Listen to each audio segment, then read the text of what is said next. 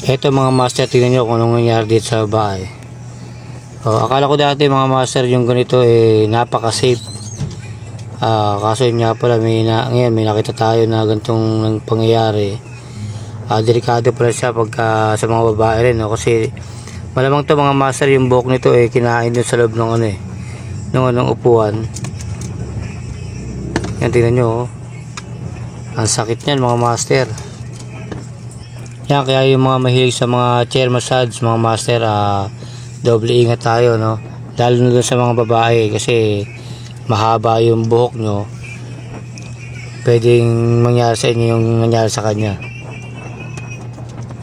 Kaya doble ingat tayo. Kasi magandang pagkakataon mga master, bihirang-bihira naman ito mangyari. Yan nga lang, kailangan pa rin natin mag-iingat pagka gagamit tayo ng mga ganito. Tsaka ang alam ko sa mga ganito master, yung pinaka upuan yan, balot na balot ng ng leather. Kaya nagtaka ako nung nakita ko to, kung paano nangyari sa kanya na nagaganyan siya, kasi may cover yan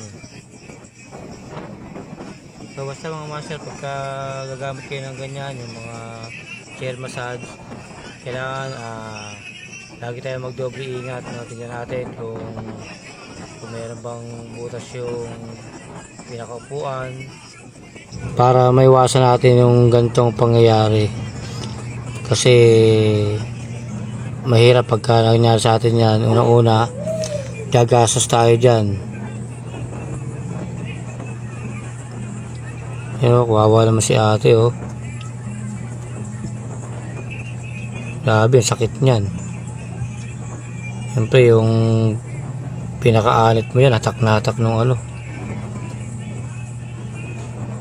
Ang alam ko sa mga ganyan mga master, may roller sa loob, yung kumugulong.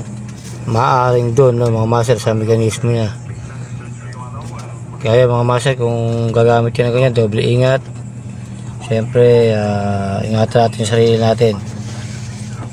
Sa lahat, hanggang dito lang mga master. Sa susunod na lang ulit, ingat po tayong lahat. Kung ano man po yung gagawin natin, kung saan man tayo magpunta, lagi po tayo magdodoble ingat mga master, kasi mahirap na.